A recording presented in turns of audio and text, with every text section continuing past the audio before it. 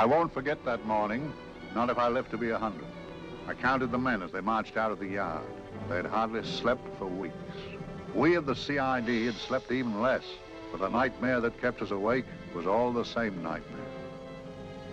That's why we weren't surprised when the commissioner asked us up to the conference room for a bit of a talk. He'd talked to us plenty, we knew that. It didn't help any to know what was ahead of us.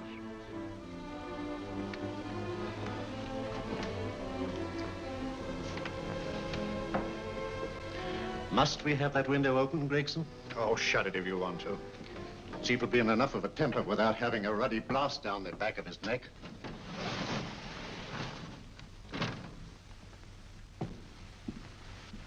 Gentlemen, the commissioner. Stuffy in here.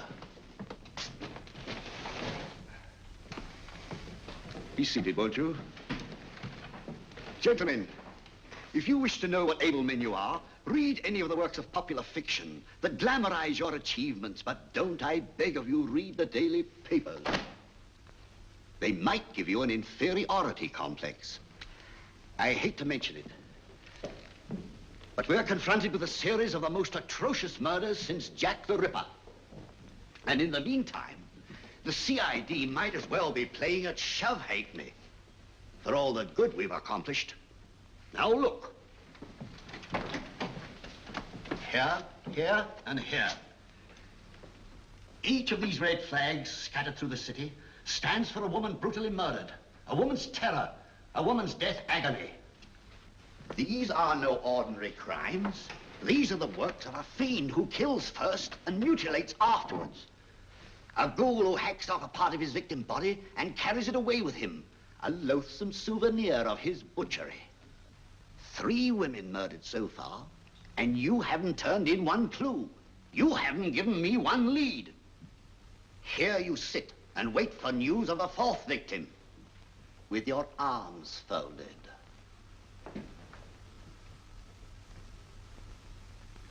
Well, we hadn't long to wait. It was down Lambeth Way where a young woman was hurrying home late last night. She saw something and stopped. It was a constable. He spoke to her and he walked along with her, just in case. He saw her go down the stairway to the basement lodging where she lived. We can only surmise what happened after that.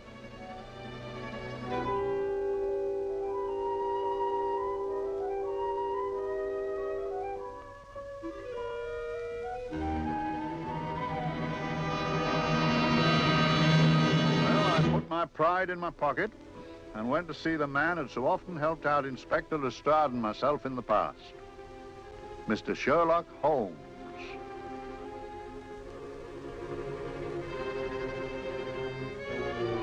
If ever a man needed help, I did.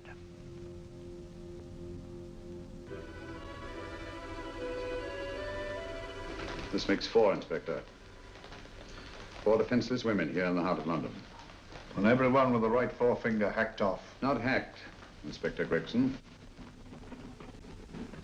Cleanly, expertly severed. The work of a skilled surgeon. That's our only clue. Much about the age of my sister's girl. Is there no way of stopping this, Mr. Holmes? Yes. There's a way, somehow. The fiend that did this. I promise. I promise. We've nothing to go on. That's the rotten part of it. We can't get far without knowing the motive. Well, at least we know what the motives were not. It wasn't robbery, nor passion, thanks be, nor yet vengeance. Because they all came of totally unrelated families. Steady, Inspector, steady. Sorry, Mr. Holmes. I don't turn a hair when it's a bloke that can look after himself. A little slip of a thing like that. Yes, it's horrible. Come on, let's get a drink.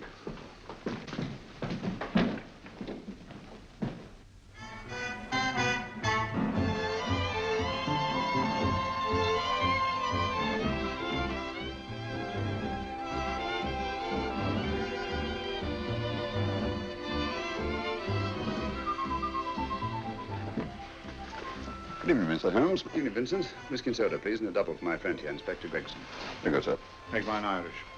Decent of you to give me a hand with this thing, Mr. Holmes. Always a pleasure to be of help to Scotland Yard, Inspector. Little out of my line, looking for a maniac who murders just for the fun of the thing. Perhaps just to get a human finger. In all 4 cases, the murderer risked capture by stopping to secure a finger. Wonder what for? Who knows? He's just a madman. Perhaps there's method in his madness. If we could just trace those missing fingers. If we could just train the English Channel, we might find a penny. Huh? Oh, thank you. You may keep those, Mr. Holmes. Thank you.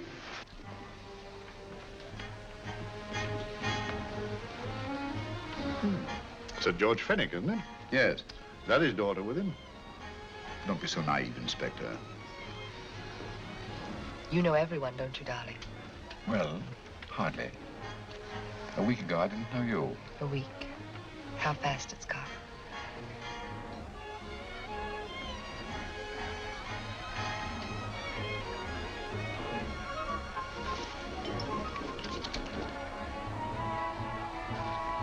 I collect these things. How very quaint of you. Shall we go? Yes.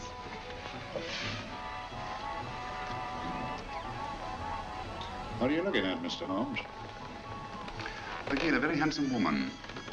Not fond of the purple, but giving an excellent imitation. Would you like to come to my flat for a nightcap? Lovely idea. Yes, isn't it?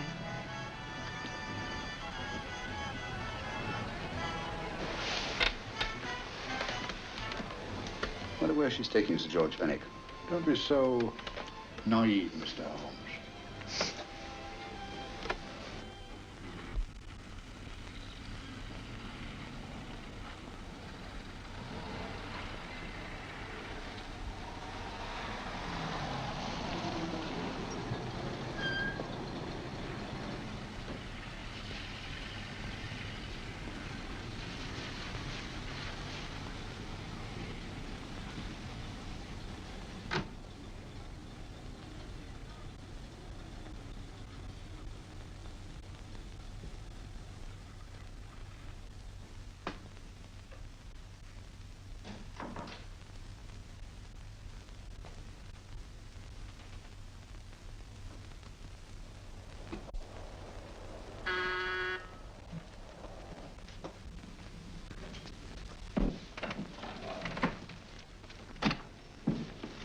Good evening, Mum. Hello, Grandon. Any messages? No, Mum.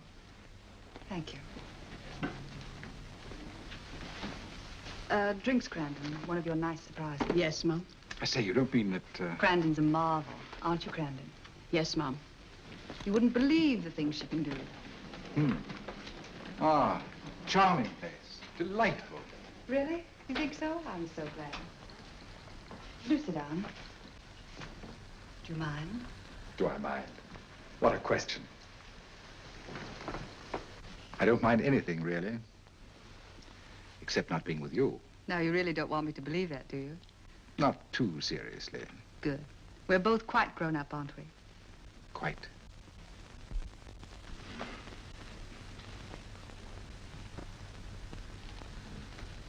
You're a treasure, Grandon.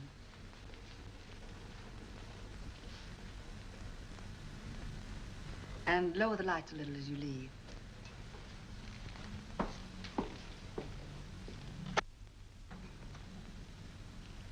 I prefer a more flattering light. In any light, you'd be... Would I? And don't you know it? Perhaps I do.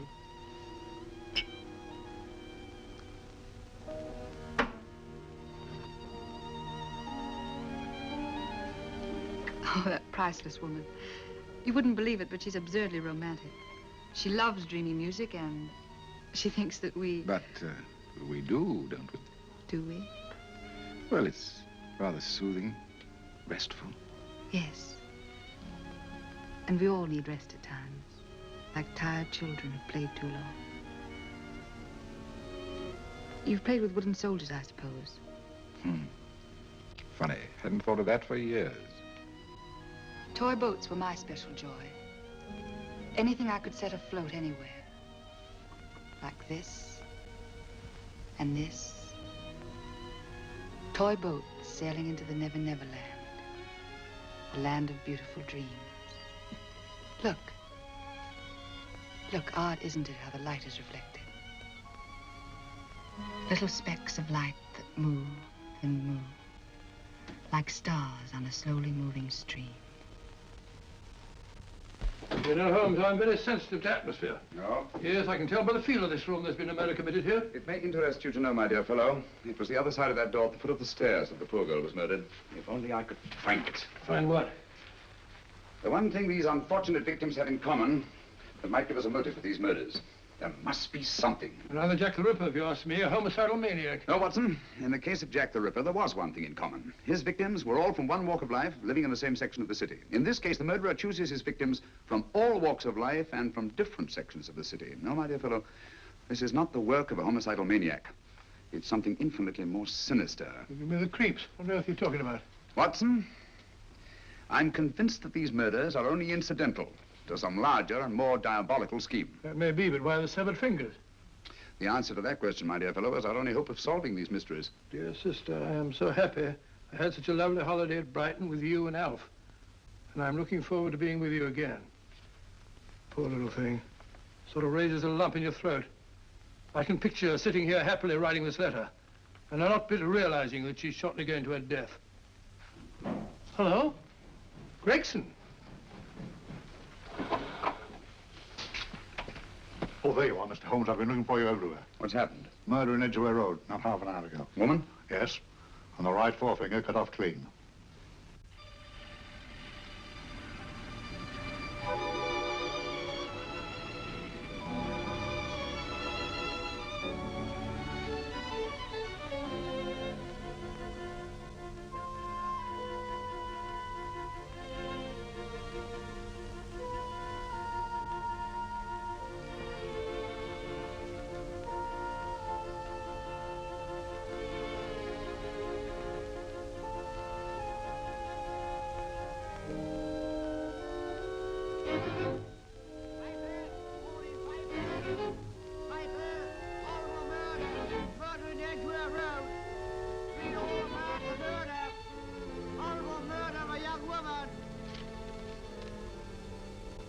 Piper! Horrible murder, Piper! All about the murder! Morning, Piper! All about the murder! Piper! Horrible murder! Another young woman found murdered, Piper, sir! Horrible murder, Piper! Piper! Read all about it! Get your Piper! Murder in Edgware Road! Horrible finger murder! Shocking murder! Murder in Edgware Road! Horrible murder of a young woman! Read all about the murder!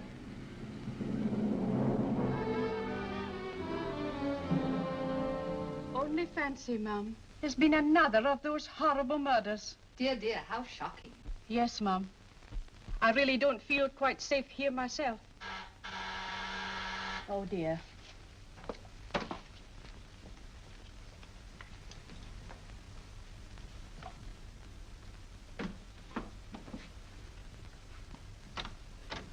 Why, Sir George! I must see Miss Marlowe at once. I don't know if she... I must see her. Where is she?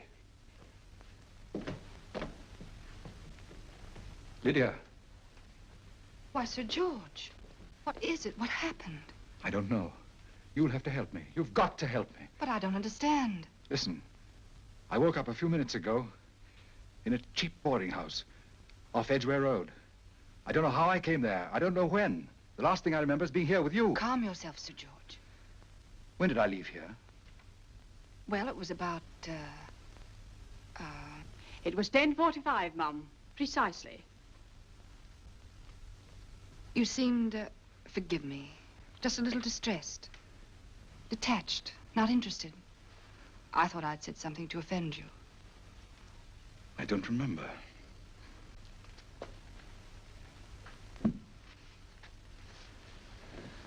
I can't remember. Tell me, has this happened to you before?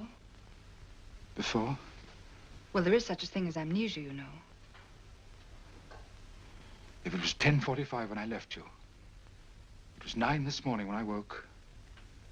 Over 10 hours lost. 10 hours that I can't account for. And in my pocket, when I woke, I found... Yeah, in my pocket. That isn't... Oh, it's not for you, of course. It can't be. Excuse me, Mum, but there's a man asking to see the gentleman. Send him away. Yes, Mum. No, please. I'll see him.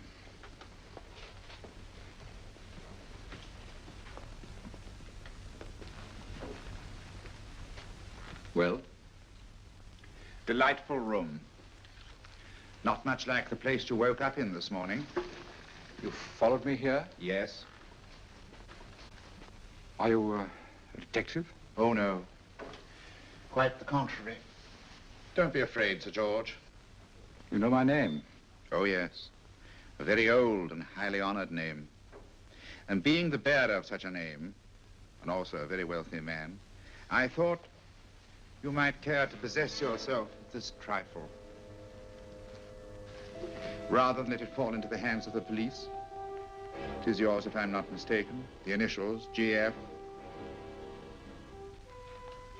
Where did you get this? It came out of your pocket. I saw it fall, but you never noticed. You were very busy, bending over something with a knife.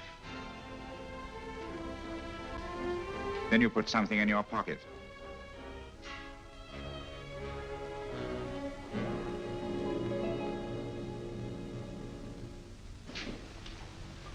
Come along, Holmes, come along, come along. How many more times must I tell you? You're missing a treat. This is delicious. Little jam tarts to follow. Aren't you tempted? You and your flesh pots. They tell me that fish is good for the brains. Brains haven't any. You realize that a whole day and a night have gone by since that bestial affair in Edgware Road? I'm as much in the dark as ever.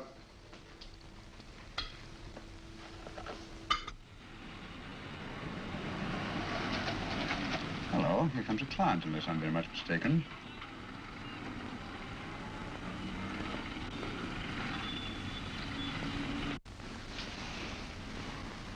Well, attractive. Very attractive.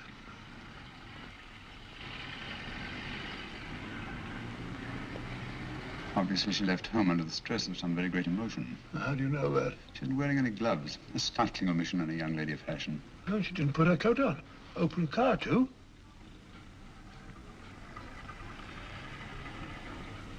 Furthermore, there's something in that bag she wants to show me. What makes you say that? The bag doesn't match her dress, indicating it was picked for size rather than style, to accommodate some bulky object. You amaze me, Holmes. What I meant, my dear fellow.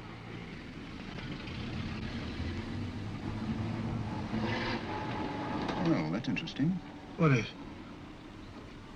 That cab, turning at the empty house. I wonder why he followed her here. Oh, wouldn't you? Quite possibly with glasses.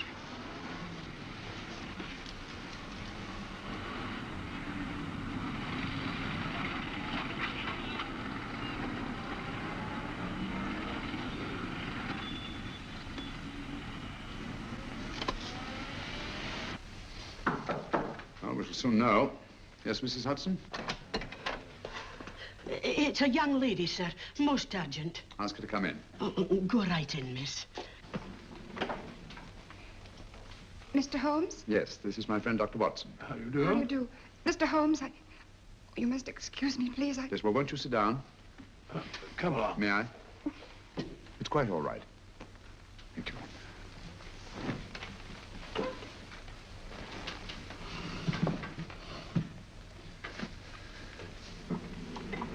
Now, try to control yourself, Miss Merrick. You're with friends. You know my name? No magic, I assure you.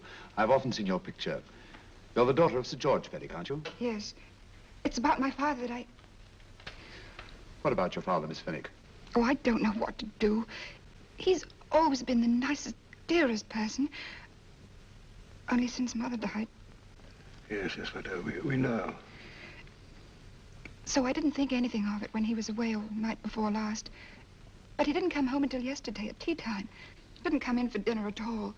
Just paced up and down in the library hour after hour. I begged him to let me in, but he wouldn't. Steady, steady. Now take your time. I couldn't sleep a wink last night. Then I started hearing things. Hearing things? What sort of things? I heard someone in the garden underneath my window. Then I saw a figure moving down the garden path. And I recognized my father, stealing through his own garden like a thief.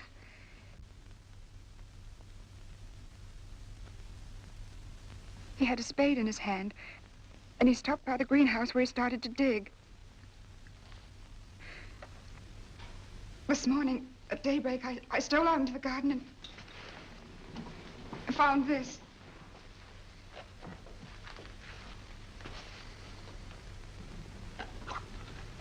A finger. A human finger. Bring up Scotland Yard, will you, Watson? Ask them to get hold of Inspector Gregson and tell him to meet us at once at George Finnick's house, Kingston. Operator, get me Scotland Yard quick. Where's my father, Norris? He's still in the library, miss. Thank you. We'll see him right away. Will you come with me, please? Thank you. I got your message, Mr. Holmes. Yes, indeed. Dad, may I come in? Dad. It's funny. He doesn't answer. Do you mind? Please do. Thank you. Watson, quick. Oh, Come along, no, my dear. no, no. Take charge, Miss Finnick, please. Sorry, sir. No, miss, please. Please come along with me.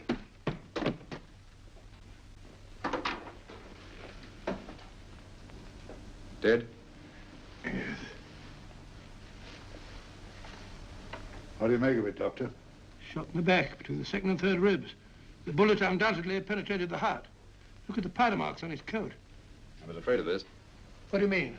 Don't you remember the man in the cab who followed Miss Finnick to Baker Street? Well, you don't think he had anything to do with it, do I you? think it's reasonable to assume that he tipped off someone that I'd been sent for. Sir George has obviously been murdered to keep him from telling me what he knew. What was the weapon used? Small caliber revolver, point blank range by the look of the wound. The murderer came in through those French windows. The mud from the garden he brought in on his boots. Sir George must have surprised the intruder. Passed the room to him here. What follows, we can't tell. But from the location of the wound, I'd say that he turned his back for a moment, and as he turned, the muzzle of the revolver was placed between his ribs and one muffled shot fired. And you mean to say he kept on going, even after he was shot? There's no doubt about it. Look there. The trail of blood leads us back to the desk. Something Sir George was after. Something. I know. He was trying to summon help, Poacher. I don't think so, Watson. There's the bell pulled by the fireplace. No, you'll notice from the trail of blood that Sir George made straight for this desk here. I wonder, there was something he was desperately anxious to get. Hello. His right hand's clenched. That's perfectly natural. Death agony. The left hand lies open. Why only one hand clenched in the death agony? The right hand, the hand nearest the desk. Please note that. If Sir George took something off this desk, something so important that he spilled his last drop of blood to get it, I want to know what it is.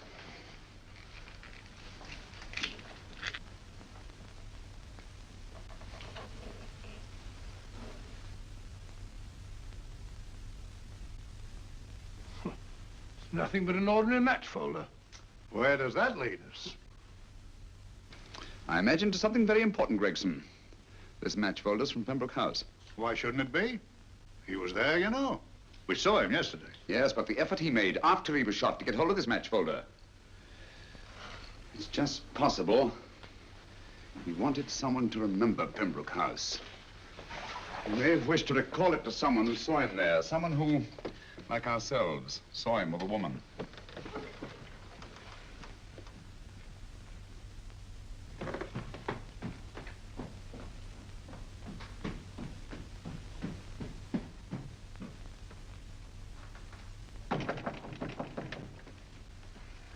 Come in. Oh, Dr. Watson, this came by hand for Mr. Holmes, not 10 minutes ago. Thank you, Mrs. Elson. That would be the report from Mr. George's bank. Report from Sir George. Oh, really? Don't you remember his daughter told us that he'd just closed his account? Had it looked into at once.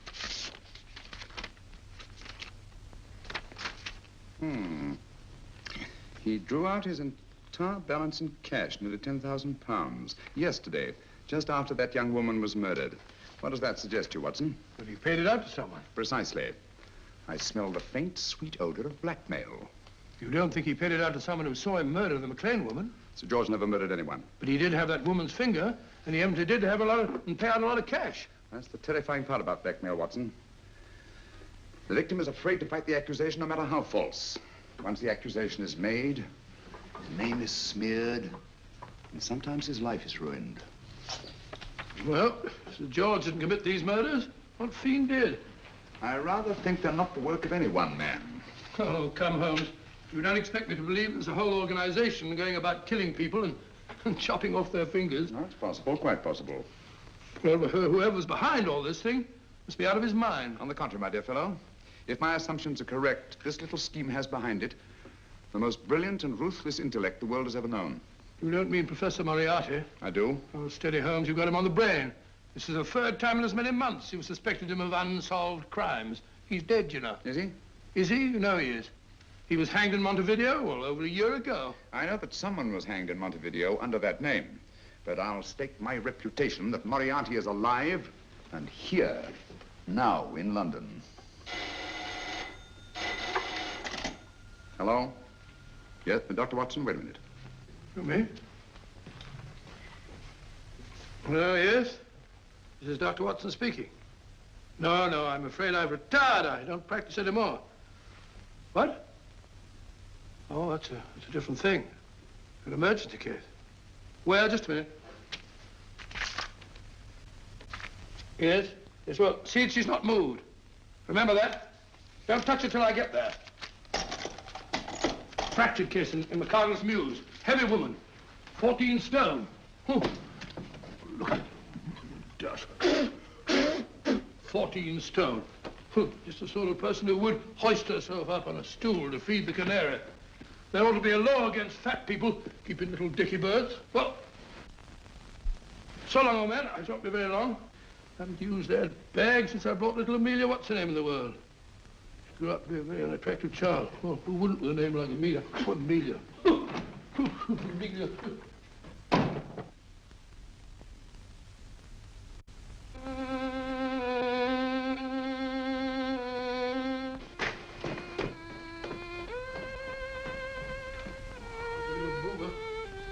People so stupid about accidents.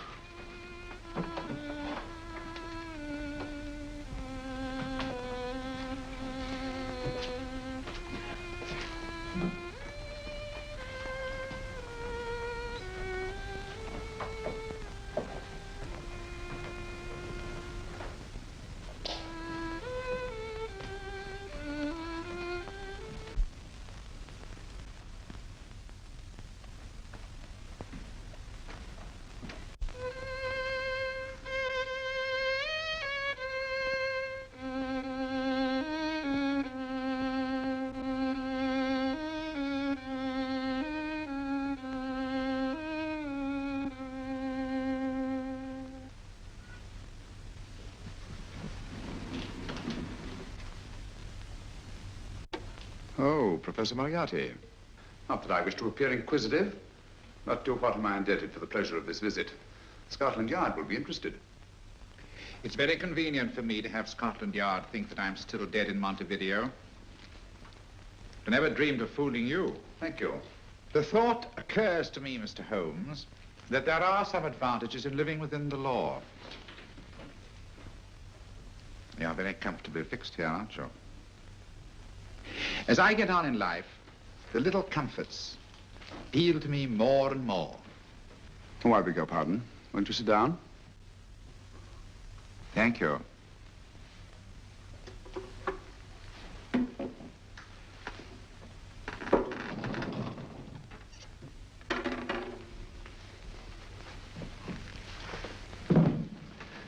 And now, Professor Moriarty, what can I do for you? Everything that I have to say to you has already crossed your mind. And my answer has no doubt crossed yours. That's final? What do you think? I shall not rest until you are hanged for the finger murders. You've no proof, you know. No, not a shred.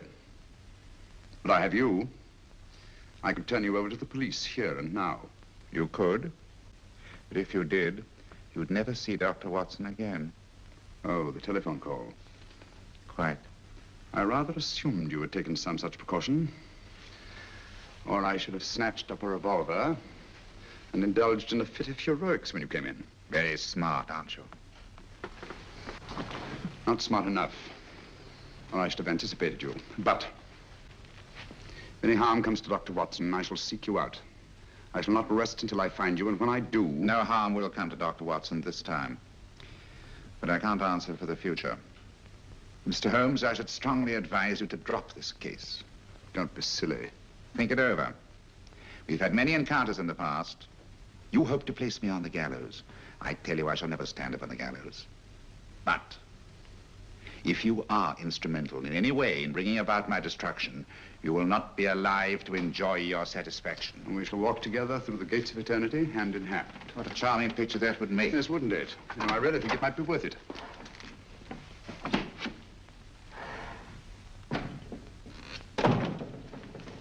Shoelaces, Governor? Tons a pair. And strong enough to hang yourself. How many more times must I tell you I don't want your filthy shoelaces or your company? Shoelaces, Governor? Blasted impertinence. Run along, my good man, or I'll give you in charge. Shoelaces, Governor? Shoelaces, Governor? Help a poor bloke. What's only got one arm? Any luck with Mr. Holmes? You can read his obituary in tomorrow's papers.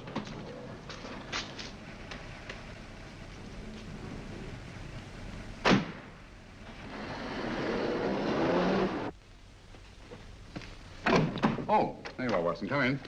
I was, just going out to look for you. Look for me what for?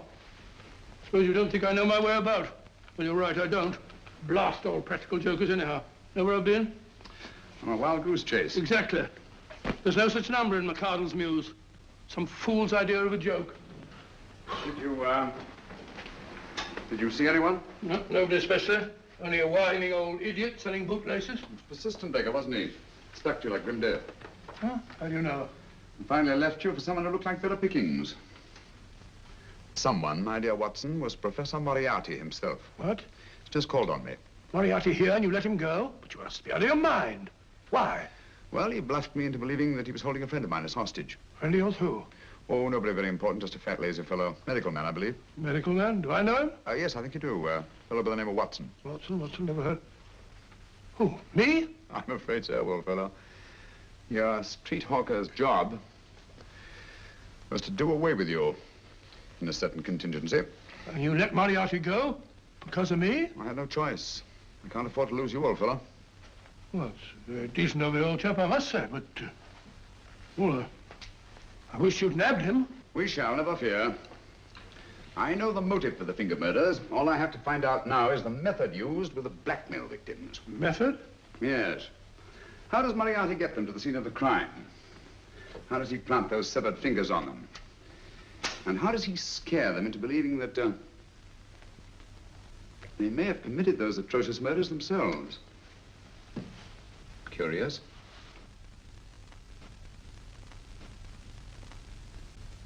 Very curious. Huh? Curious? What's curious? That window in the empty house across the street. First floor front. Huh? What's wrong with it? It's open. Why shouldn't it be open? Well, it wasn't open half an hour ago. I'll stake my life on that. Well, it's not our business. Let it stay open. I wonder if you'd go over, old fellow, and see what's the matter. Oh, trespassing. It's against the law. Very well, I'll go myself. Oh, well, if you're going to put it like that, ridiculous waste of time.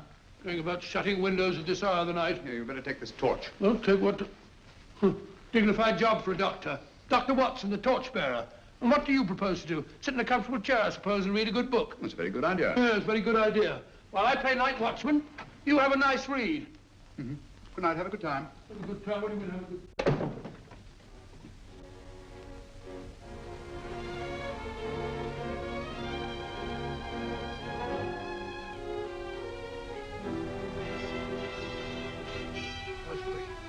everything.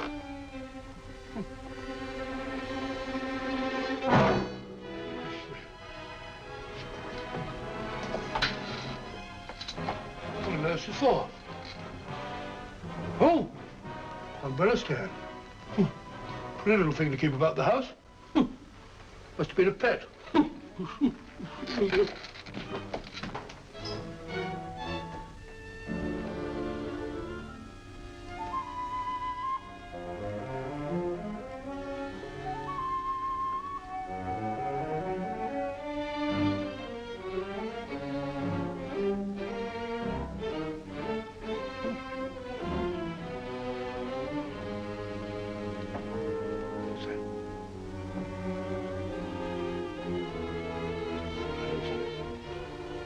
Right, Barbara. This was the door.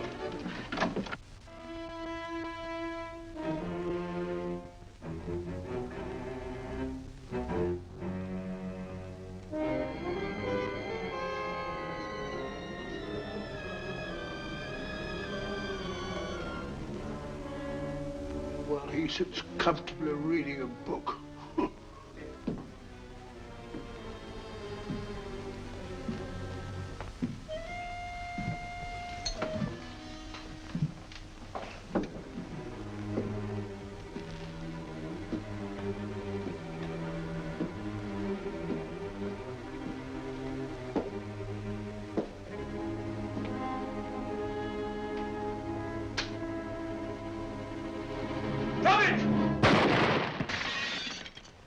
He killed Holmes! He killed Sherlock!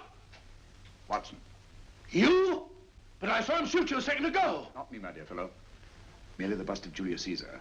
Incidentally, you may have noticed that all through the ages, prominent men have prominent noses. Shh.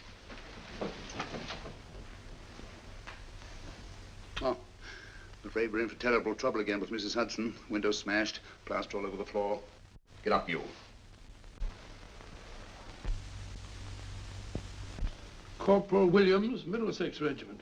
Discharged from the army as physically unfit. Papers seem in order. Now, Corporal Williams, you've seen service in the Far East, haven't you? The East? I thought so. Look at his complexion, Watson. Yellow as saffron. He's been taking Atabrine. Cure for malaria. Sniper, aren't you? Sniper?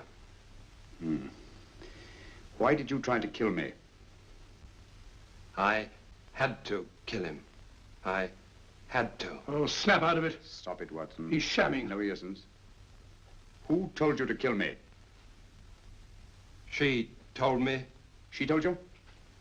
She told me I couldn't miss. Well, luckily you did miss, you murderer. He isn't a murderer, Watson. Listen, Corporal Williams. She told you you had to do it, didn't she? I had to do it. I've got it, Watson, I've got it. Got what? The method used in the finger murders. Well, what is it? Hypnotism, my dear fellow, hypnotism. And it wasn't against his nature, that's the devilish part of it. They picked a man for their purpose whose job was sniping. Who are they? Professor Moriarty and his finger murderers. Williams spoke of a woman. I think you'll find that she asked him home tonight for a drink. Nice quiet rooms, soft lights, music. You've got it all pat, Mr. Holmes. What's the lady look like? Oh, up 30, nice figure, blonde, lustrous eyes. Oh, really? Got a phone number? Oh, so? Williams will give us her address. Look after him, Gregson. Don't let anyone come near him. He's our key witness in the finger murders. Well, I hope you're guessing right, Mr. Holmes. Get up, Williams. Now, go with Inspector Gregson anywhere he tells you. Come on. Yeah. Ring me as soon as he comes to himself, will you? I will. Good night, gentlemen. Good night. Well, if you believe that fellow Williams was hypnotized, I suppose you think Sir George Fenwick was hypnotized too. Yes, I'm quite sure of it. Have a cup of tea? Thanks, old boy. Nothing to eat. But why didn't these people make Sir George do the murder himself? Because they didn't want to get him hanged. They wanted to blackmail him. Well, who do you think the actual murderer is? One of Moriarty's gang. A diabolically simple technique. Kill a woman. Yes, but why cut off the fingers? My dear fellow, don't you understand? The severed finger is what links the blackmail victim to the murder. He wakes, finds the grisly thing in his pocket. He doesn't know how it got there. He's no idea that he's been hypnotized. For all he knows, he may have committed the atrocious crime during some dreadful lapse of sanity. In that state, when he's utterly demoralized, the blackmailers take over. Is that it? Undoubtedly. You see, they swear that they saw him commit the murder. And being human, the victim will pay anything rather than stand trial on a charge that will make his very name loathsome. Oh, it all fits in if you believe in hypnotism. Yeah. The only possible explanation. You think the hypnotist is that woman with the blonde hair and the lustrous eyes, the woman you invented? I didn't invent her. I saw her. What on earth are you talking about? That woman, my dear Watson, was with Sir George when he left Pembroke House. I saw her there. I shall see her again, and Williams will lead me to her. That's why it's so important to keep him safe. He will identify her.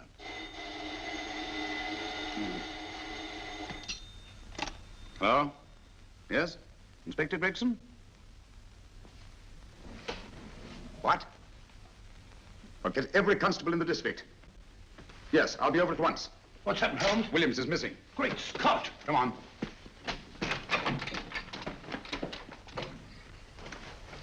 Lorry crashed into Gregson's car. During the confusion, Williams disappeared. Escaped, eh? No, kidnapped. To keep him from talking when he came to. You don't think that Moriarty... Moriarty? Anything is possible.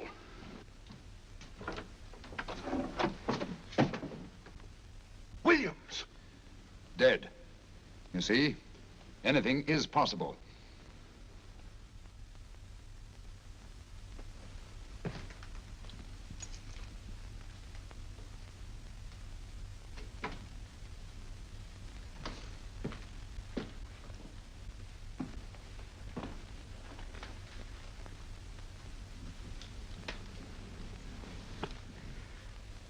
Oh, good morning, Professor Moriarty.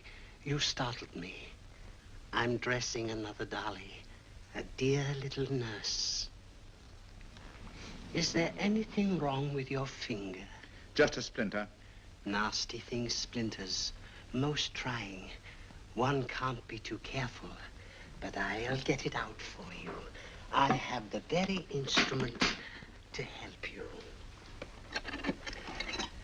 Sharp enough to split a hair. Put those tools away until they're needed. But they're not tools, sir. They're instruments. Put them away. Is Lydia in?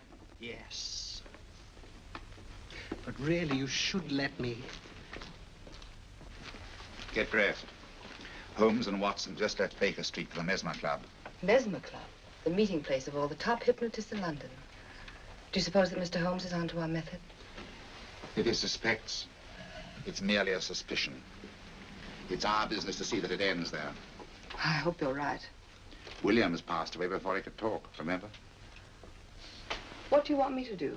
Go to the Mesmer Club, meet Holmes, and induce him to come back here. Isn't that a bit dangerous? Every meeting with Sherlock Holmes is potentially dangerous. However, you say he didn't see your face at Pembroke House. And how would you suggest I get Mr. Holmes to accompany me here? Kidnap him? Oh, no.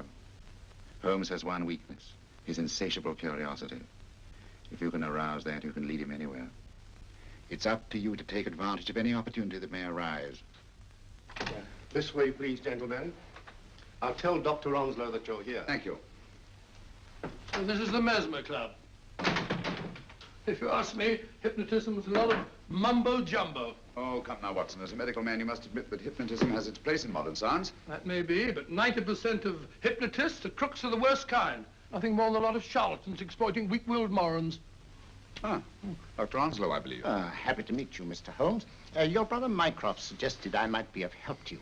He's a valued member of our little group of charlatans and crooks. Oh, beg your pardon, sir. I didn't know you were listening. Behind the curtain. My friend, Dr. Watson. Oh, delighted. Oh, did you? I wonder now. You see, we're in the midst of a little experimental session at this very moment. If you'd care to join us. Certainly, That'd certainly. be very instructive. Oh, well, will you follow me? Thank you. Why should I know somewhere behind the blasted clinical? In treating his patients. But today, the therapeutic value of hypnotism, as we now call it, is conceded by innumerable physicians. Especially is it of value in surgical cases where the administration of local or of general anesthetic is inadvisable. Inadvisable poppycock. Oh, sorry. For the sake of latecomers, I may say that I have placed this subject under profound hypnosis. In this condition, he can feel no pain, even under applications which normally would be excruciating. Excruciating? Oh. You excuse me, please. Carter, you are having a peaceful sleep. You feel nothing. Your arms and your hands are without sensation. Mowbray, the long needle.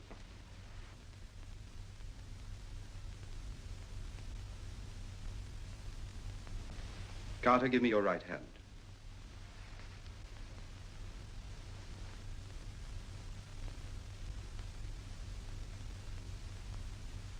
As you observe, the needle has been thrust completely through the subject's hand. No feeling, no pain. This lack of feeling is the one infallible test of profound hypnosis. Nonsense. Fellow's full of drugs. Well, isn't he? Definitely not, Doctor. Wake up, Carter, wake up. You feel well and rested, remember. No pain anywhere. Wake up, wake up. I say, when are you going to begin? All through, Carter. Stand up. This way, sir. And, are these all the people that come here? Oh, no. Others keep dropping in all the time. I suppose it's all right for those who believe in it, but of course, I'm a professional man myself. Then you don't believe in hypnotism, Dr. Watson? I don't deny that there are certain types of hysterical, feeble-minded people who go on if you point your finger at them. But anyone with an ounce of character... How right you are. You see right through our little artifices, don't you, Doctor? Right through, my dear sir. Right through. Right so. But with the feeble-minded, as you say... excuse us, Mr. Holmes. Certainly. Step over here, won't you? Certainly, sir. Anything to oblige. Let me show you how easily we charlatans take advantage of them. Now, sit down, Doctor. Now, we set a thing like this in motion. It's wonderful, the attraction on the feeble-minded, of course. The continuous motion, if they just let themselves follow it. Of course, you could stare at it till doomsday, Dr. Watson, with no effect at all.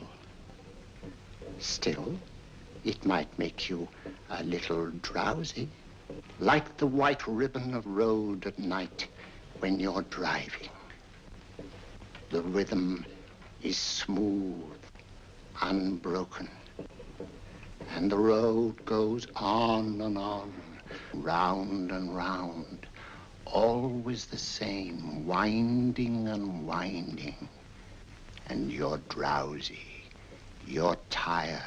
Let the road come into you, as it were. The long road, the smooth road, the road to sleep. Sleep.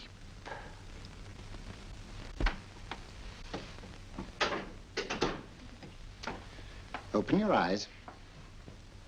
Stand up. Turn around. And now, Dr. Watson, you're on a holiday in Scotland. The country is amazingly beautiful. We're coming to a stream. It isn't deep. Better take your shoes and socks off.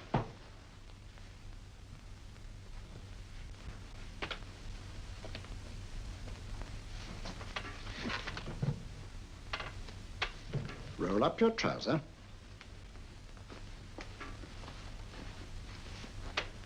That will do. The other leg is waterproof.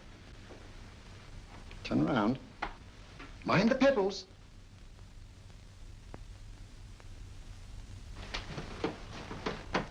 Sit down.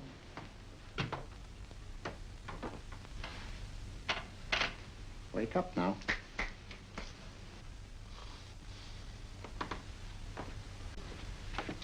There, I see. What I tell you, it didn't work with me. Why, nobody with an ounce of character.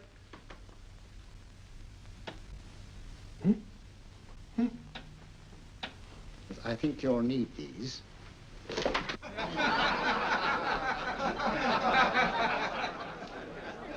Something to laugh at? Watson, she's here. Oh, the woman you're looking for? Yes, I'm going to meet her. Perhaps I can induce her to take me to Moriarty. Do you think it's wise, Holmes? May not be wise, but it's essential. After all, I've held me on with Moriarty in the past. But isn't it dangerous? She might be a hypnotist. My will isn't stronger than hers. I deserve to be hypnotized.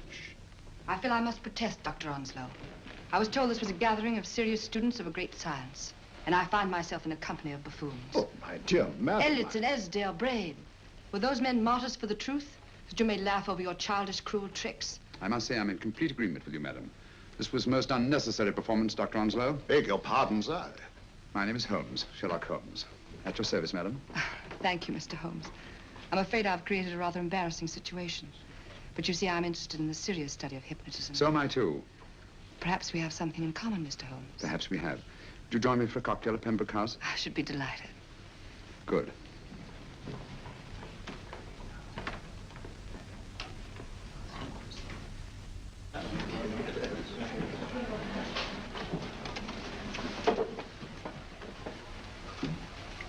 Thank you. I didn't know there was such a pleasant place in London. It was so nice of you to suggest our coming here. I thought a little pick-me-up would do us good. You mean you thought I looked... I like the way you look. Thank you. I suppose I did lose my head a little at the Mesmer Club. But you see, hypnotism is almost a religion with me. I know so well what it can do to help, heal. And I can't bear to see it used for trivial purposes. I know very little about it. That's why I went to the Mesmer Club. You see, I'm rather puzzled just now with the case that I'm working on. How fascinating. Tell me about it. It's the murder of Sir George Fenwick. Fenwick? Who's he? Quite a well-known figure. Odd now I come to think of it. Last time I saw Sir George was here at Pembroke House. Strange. Yes, isn't it? He was sitting, I believe he was sitting at this very table. Cigarette? Thanks. Do go on. There was a charming lady with him.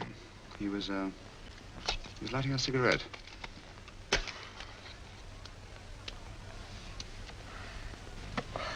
Charming. Did you see her face? No, worse luck. Merely her back. How unenterprising of you. Yes, wasn't it? Afraid I'm getting a little older. I shouldn't say so. That's nice of you.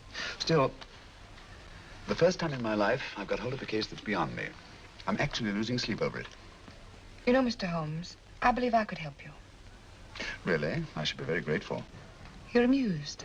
Oh, merely skeptical. How would you go about it? I've used hypnotism more than once in healing. Not for profit. I'm not a professional. But I do think I could help you. If you'd care to... I can't think of a pleasanter experience.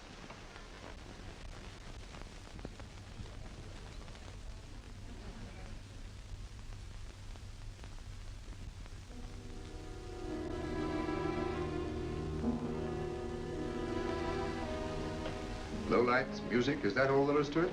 You must relax, Mr. Holmes. I'm afraid you're a rather difficult subject. So I thought perhaps a little help.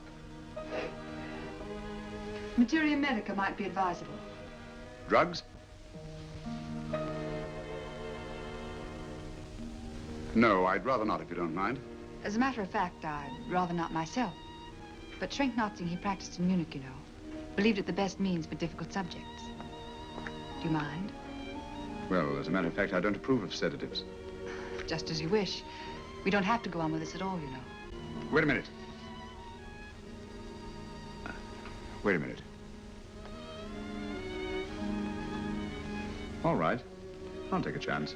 It's really quite harmless. What is it? Cannabis japonica, an oriental soporific. You need water.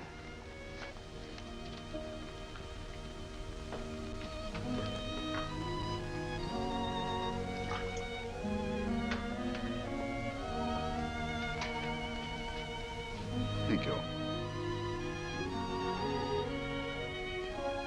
Now sit down, Mr. Holmes. Do you feel yourself growing drowsy? Don't fight it. Give in to it. Because you do want to sleep, you know.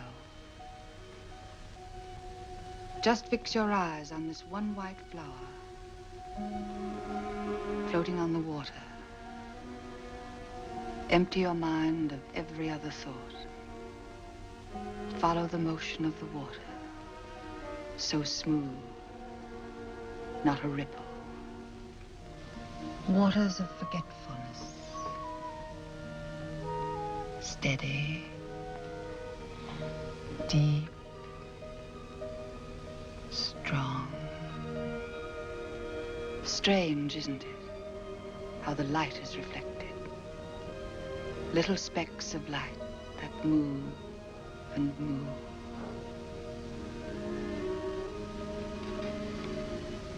It's restful here.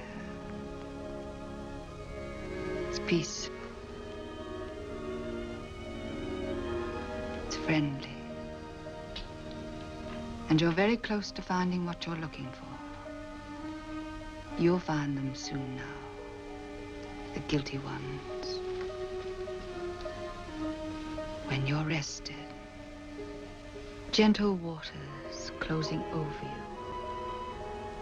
Steady, deep, strong,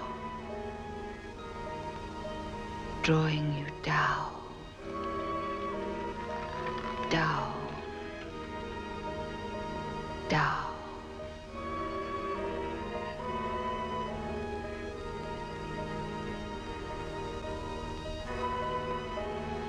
Sleep. Sleep. Sleep.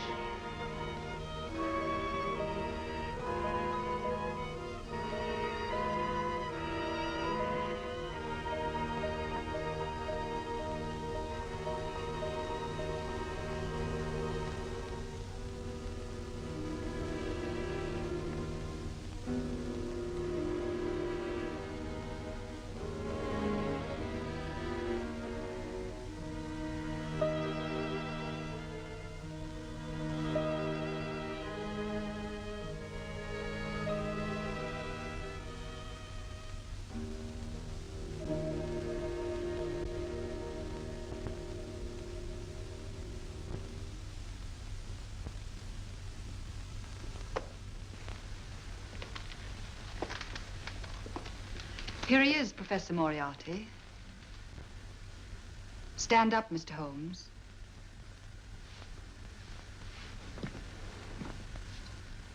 Open your eyes. Face this way. Are you satisfied? We are dealing with a clever man. He may be shamming. There's just one infallible test for profound hypnosis. You ready, Dr. Simnel?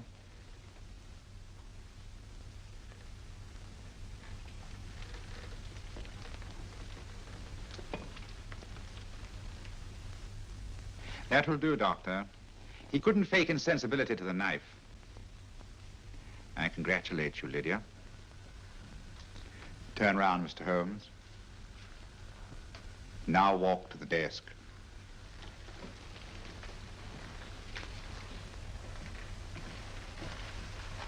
Sit down. Take that pen and write what I tell you to write.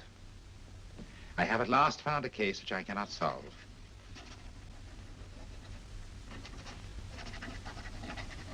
I have outlived my usefulness. Therefore, I have decided to end my life.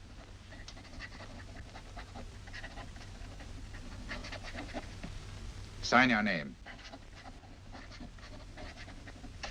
Now blot it.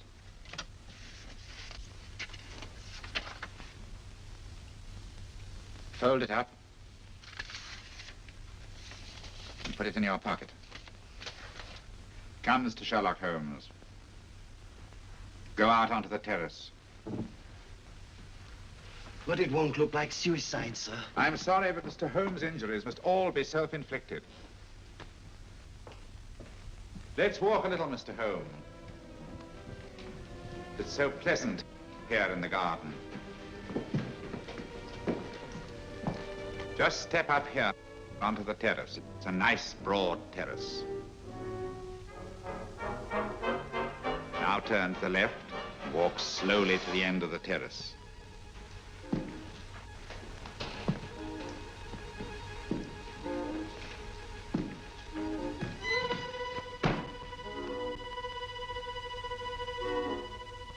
Don't stop. You must walk to the end, you know.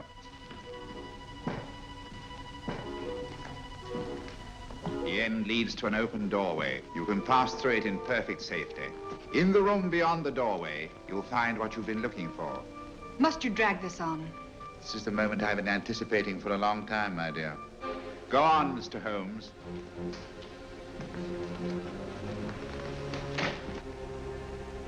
Through the open doorway, you will find the man responsible for the finger murders and the death of Sir George Fenning. Professor Moriarty. Holmes! Stand still. What a beautiful view, Watson. I'm quite enjoying it. No, you're not. You're hypnotized. You're under a spell.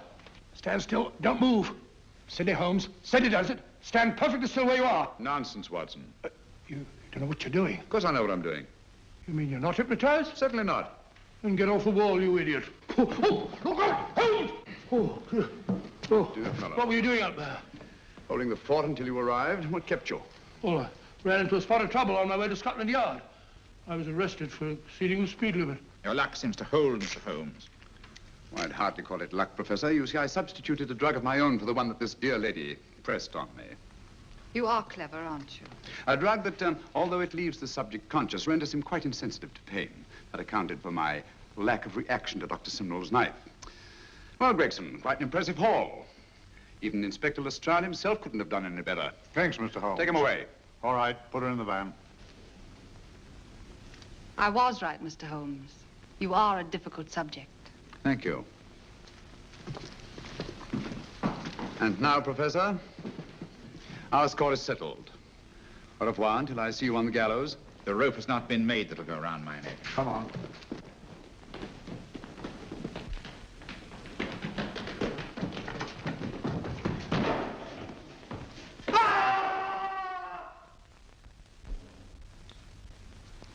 I'll take care of things, Mr. Holmes. Thank you, Inspector. Come on.